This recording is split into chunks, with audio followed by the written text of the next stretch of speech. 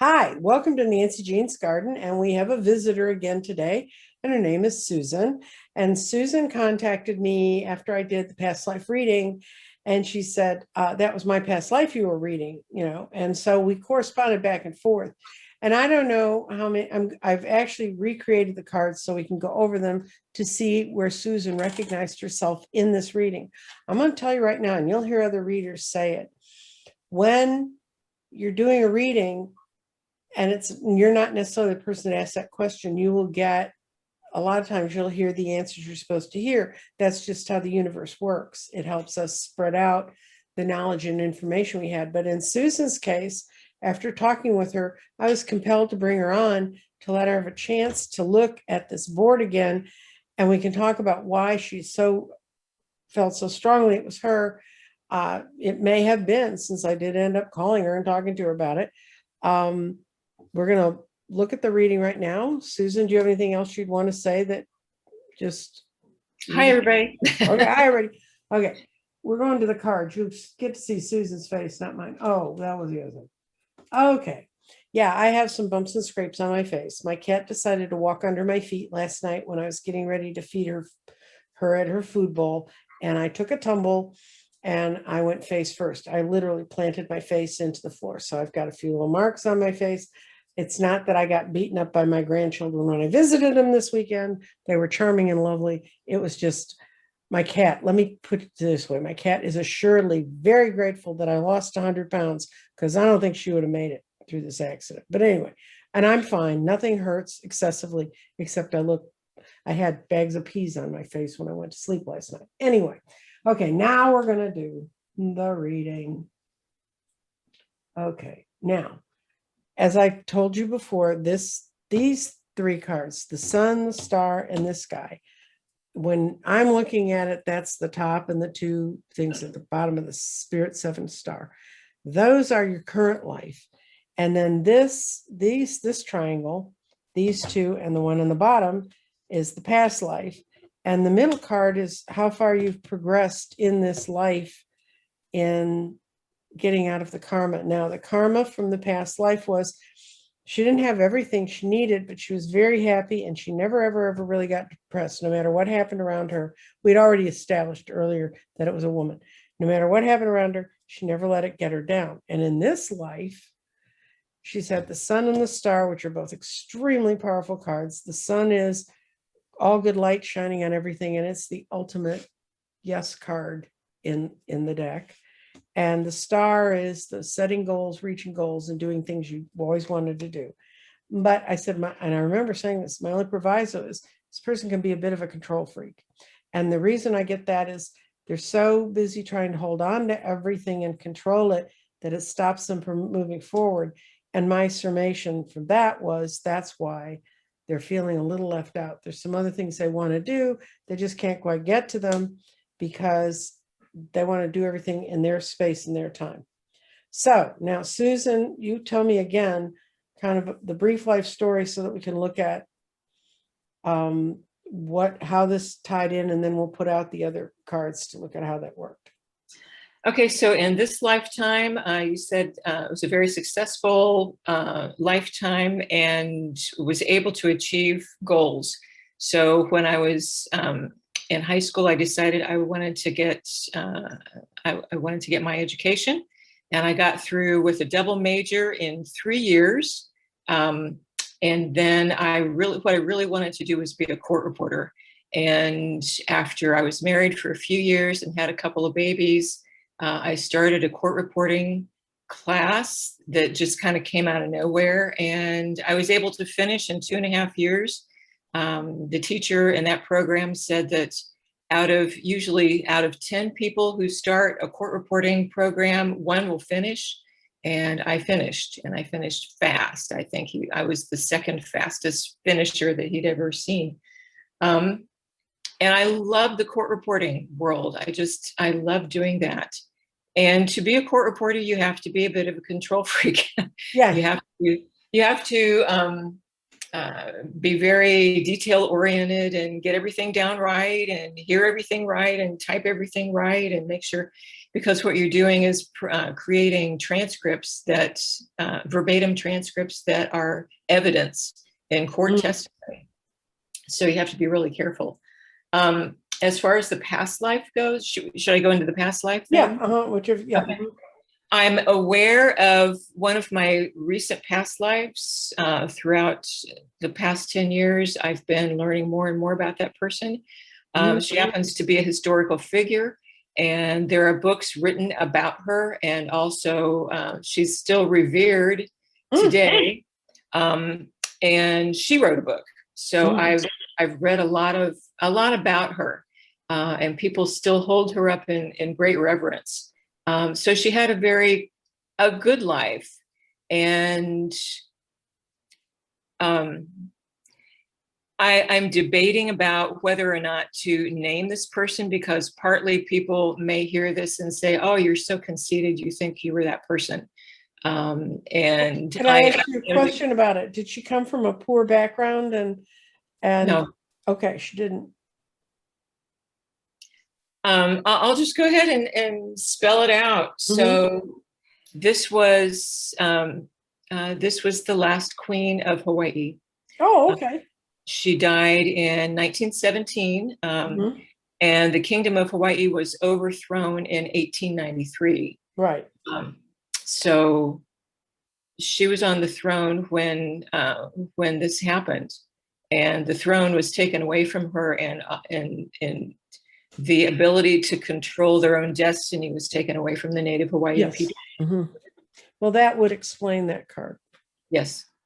Okay, then that's great. Yeah, I mean, not that it's great that they overthrew her, but anyway, okay, so that's the life you saw here, because what we did when we clarified who this woman was, it was that would be her being overthrown because she couldn't rule anymore, but she had a very powerful personality, which did carry through. And I think towards the end of her life, she did look more at what had been taken away than what she could hold. But so that's that part of the reading. Then the next part of the reading I did for Susan, well, I didn't do it for Susan, I did it for all of us, but was the star again, which had been in the earlier reading, the Ace of Swords, the King. Oh, this would make sense, because if that's who you thought you were, and that's who rings through for you, it was someone who had a lot of goals and stars. They had ruling and an ability to initiate things, and had been a regal personage, and was known for, I know she was known for her love and compassion, because my parents lived in Hawaii for a while, so I used to go up and visit, found out this stuff. And she had reigned very fairly, and then she was generous with her people. She had the world.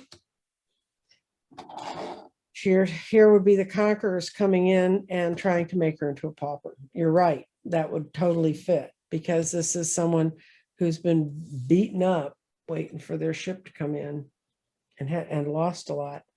And then the law. Okay, when we talked about what did they lose?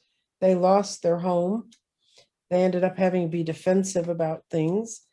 No matter what decision she made, she couldn't resolve. I mean, there was nothing she could do. So she was driven out of her rightful place. So and she had this faith that the U.S. government would restore her back to her place of proper being. And she waited her whole lifetime, and it never happened. Yeah. But she never lost faith in the U.S. government. In the conclusion, she inspired a lot of people. She learned to live in balance with what happened to her. Yeah, she was eternally waiting for her ships to come in. In this deck, they don't come in. And she died totally betrayed. And that's what I said, whatever happened to her. So, man, you got it. I can see why you would have said this was, I'm so excited. This is so much fun. Anyway, how have you tried to connect past lives before? Well, I had no idea that this was a thing. I had no idea that this was real. it came through a dream, the realization about who this was, and that, that this was connected to me in some way. Yeah. Came through a dream. I remember waking up on October 23rd, 2011, with a dream in my head. And it was like when I was a little kid, I had Barbie dolls, and you could take the heads off the Barbie dolls and switch them. Yeah, yeah. Okay. So in this dream, it was two living women. One had dark features, dark skin, black hair. The other was light skin, light features, light hair.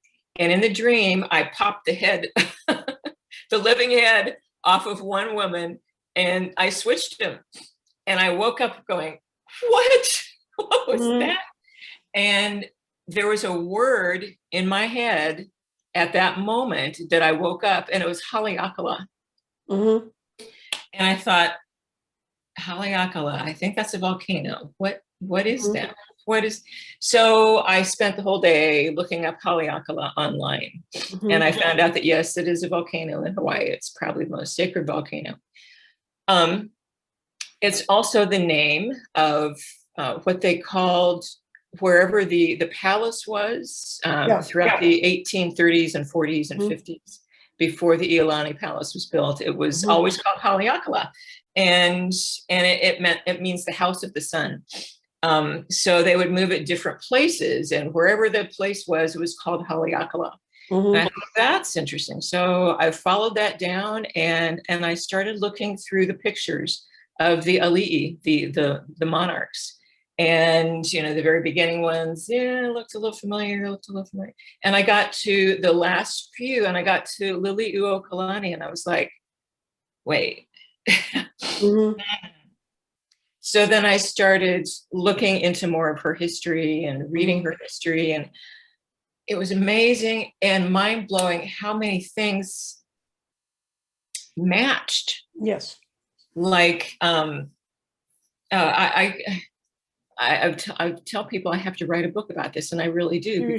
You should, because there's so much you can learn from a past life, and probably the way she was betrayed is why you learn to assert your own power and be successful in this life, so that you don't end up like this guy. Can you see him? The guy with all the swords in him. He's an ugly 10 of swords guy. I find past life things very interesting. I just kind of wandered into doing it. The Spirit 7 is what I would used to do on my table readings. And then someone asked me if I could sort of blow that up. So that's when I came up with the 4x4 for the past life.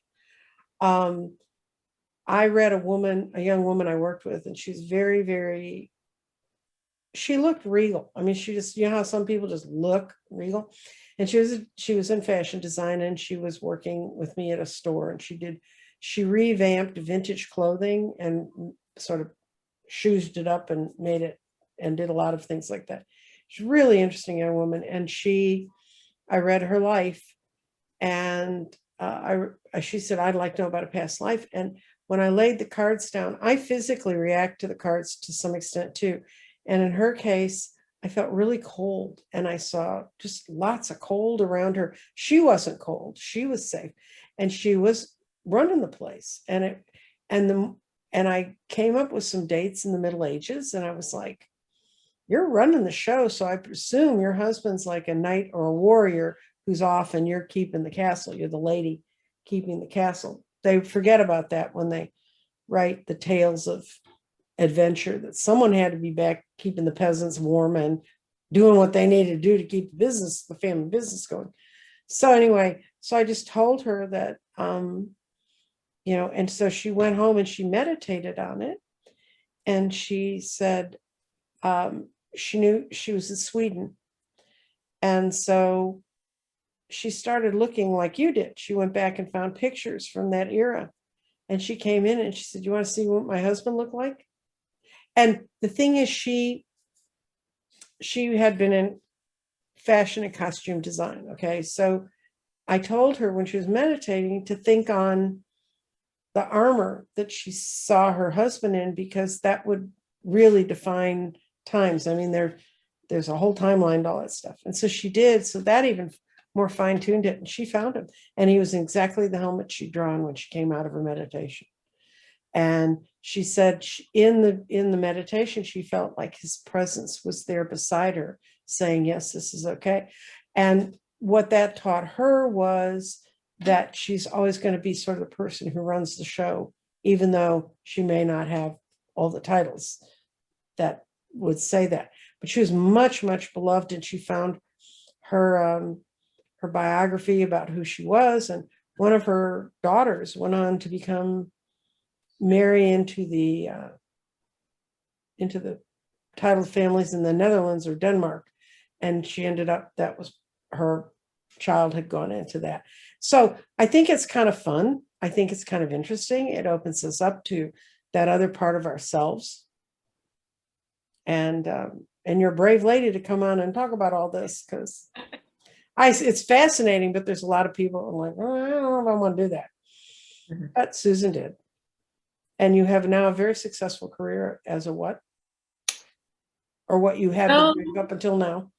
It's been interesting. I have been a mediator, and I worked with Native people. I lived there on the reservation for 10 years after I got my master's in conflict resolution. The thesis was about basically empowering Native women, and how were they able to survive for 500 years here facing the genocide? I was so compelled to write that thesis, and it was like there was a fire behind me, and I just had to write this thesis. So that's what got me onto the reservation and working with Native people for 10 years. But what I realized then was I was writing the story of her life, really. And her, the reason that I did this was because she was dealing in her lifetime as queen. She was dealing with Native people, her people. And how do you work with white people? How do you do that? I don't understand these white people who come to the islands and all they're interested in is making money and profit. And I don't get this. So in this lifetime, I had to be born white into a white family. Partly because I was so angry with white people and I had to be born that way. And she was behind the whole thing of getting the degree and getting the conflict resolution and the mediation. That's what she was doing as queen. She was mediating. She wanted more information from me on how do you do this mediation thing. So it's a give and take with the past lives is what I've learned. Yeah. Well, it is. And I think it's an interesting thing to look at. I do past life readings along with, I know everybody knows I build grids. I play with the rocks, but I also do readings. And as you can see, they can be very successful, and they can be a really good starting point for someone who wants to investigate more parts of their lives and look at things. So you asked me a question that I didn't answer, like how have I been successful? So I worked as a mediator with juvenile cases at first. And she was very, very focused on juvenile issues, children. That was her thing. I had never been all that interested in that before, but that was the work that I got myself into. And then living on the reservation, I lived there for 10 years, and I set up a family facilitation program, which brought people in danger of losing their ability to parent their children together with all the supports that would help them do that, to help them keep their children intact and the family intact. And then there came an opportunity that I had to move anywhere I wanted to move because my mom died, and we figured out how to split up the estate.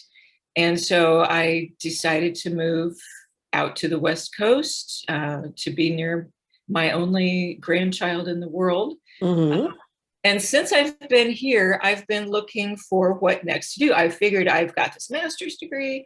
I can do mediation. I could do facilitation. I love working with Native people. It should be easy to find a job. And it's been a struggle. Oh dear. So yeah. So I feel like partly I'm repeating the cycles. I'm repeating her cycles. For an example, I got a 5-year diary in 5th grade, and I started keeping track of days for 5 years in succession. And I would notice in 5th grade, in 6th grade, and 7th grade that always right around the middle of January, something traumatic happened in my life. And at that time, traumatic could be I failed a test that I was very well prepared for. And then it came when I started studying her lifetime. It was a thing for me, like, oh, I gotta get through the middle of January. And once I get through the middle of January, I'll be okay. So then I learned after I started studying her life that it was the middle of January when the country was overthrown. That would mark you. Yeah. So I kept repeating those cycles, and I've been wondering now, it was kind of like her life took my life over in a lot of ways. And how do I get my life back was my first question. Like, who am I without her? She was driving the car and I was the passenger. Well, she eventually, she came to terms with what happened to her and her people. And so you have done that, and you've gone to all the steps you can do. I think my advice to you would be to, do you have guides or angels or anyone that you talk to that work with you? Do you do that actively? In a different way. Okay. I've been integrating my totality of being, and she is one of those that make up the totality of being. I think the more that you do that, the more that you'll get to where you need to be in this life. It shows right now you haven't quite found the key to get out. That's what the 5 of Pentacles is about. It's about being estranged and not being sure where you fit in. You just have to keep telling the universe, I'm ready, I'm looking for it, and not be predictive, because you've been so always sort of in charge and making the next thing happen. I think the next thing you need to let happen is, you studied the tarot a little bit. I think you need to put on the guise of the fool and walk off that cliff, and not have to feel like I'm going to know how many days it's going to take, where I'm going to land, all that. You need to let that go and just go, and that's the hardest thing in the world, because I'm a tiny bit of a control freak myself. And I find it very difficult to just let go and let happen. And yet, when I get out of the way, when I get out of my own way, my life works so much better. Anyway, so to kind of close this down, what we're going to do is I'm going to pull a card from my crystal deck. And it's going to kind of sum up. Oh, Rose Quartz, your inner child. And when you get the rose quartz in a reading, it means, well, we all know what rose quartz is. It's just a beautiful, comforting stone. I think it's, don't be so driven. Don't be so hard, but we'll see. Because tourmalines is all right. Okay, you can tell this is, I don't plan any of this stuff. I just do it as it comes up. Rose quartz in crystal medicine. Pretty rose quartz is well known around the world as the stone of love and compassion. The energy is gentle and soft, inviting us to open fully to receive the healing medicine. And its nurturing energy allows us to be safe enough to surrender to our vulnerable nature in sacred space. We connect deeply to the essence of the inner child. The rose quartz encourages you to deal deeply with old wounds connected to your inner child issues, and invites you to have the essence of the inner child come out to the surface and heal and transform you in your life. Its crystal meanings are deepening self-love and acceptance, open your heart, bringing unconditional love, enhances compassion, gentleness, and nurturing of the soul, brings fulfillment for our own inner peace, and supports those going through separations from self. So it says it's to help you get rid of old patterns, reactions, and wounds and behaviors that may be playing on in your life so that you can feel emotionally stable. It can also be, that's not that one. It's okay. Nurture, support, and love the child within you. That is the key to the healing. So go back and maybe figure out, other than being the Queen of Hawaii, what you wanted to be as a child. I can tell you that right now. Ever since I was, well, my grandma died when I was 3. Mm-hmm. She sat and told me stories. And at age 4, I learned how to read. And probably by 5, I was writing. I wanted to be a writer ever since then. Well, now's the time. You've got a great story. I mean, it's perfect for now. It's very, very perfect for right now. And I want to thank Susan, and I want to remind everybody to go to, there'll be information below on how to reach me to do readings, reach me to do grids. I'm in a building week. I'm going to take it a little bit slow this week since I already fell on my head once. I can't keep doing that. And I'm going to be, okay, that's kind of where I am. Today's a hard day. I'm having a little hard time concentrating at points. But anyway, I will look forward to hearing from you. If you're interested in reading, or if you're interested in past life stuff, let me know. Also, if you have a suggestion for something you'd like to see, I'd be glad to work with it. If you put the things in there, if there's a crystal you want to know more about, or some situation you want to know more about, if you put it in the comments or email me at crystaldirections.nancyjean@gmail.com. And it's directions with an S. And I cannot thank you enough, Susan. This has just been, you were right to say, I really need to talk to you about this, because this was really right, especially the betrayal card. That was the one I was having the most trouble with at the end. Was, she seemed to be doing everything she was supposed to do. Yep. She stepped out of the way and did what she was, tried to take care of things, and she still ended up wildly betrayed, and the little death guy. So anyway. Well, I thank you for setting this up. I really appreciate it. Okay. And I look forward to hearing from anyone who's interested in stuff, and we're